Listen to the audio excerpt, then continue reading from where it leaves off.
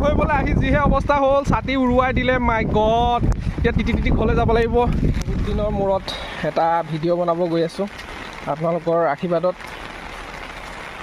আৰু অকণমান সহায় সহযোগিতা আগবঢ়াব। আৰু বিশেষ বেলেগ একো নহয়, আজি বৰষুণ পৰি আছে যিহেতুকে কালিৰ পৰা নেৰা নেপেৰা বৰষুণ।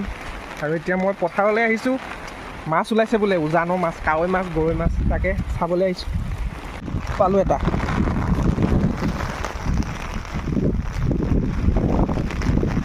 এটা পাইছোঁ। ধৰিব পাৰোঁ নে নহ'ব তাক।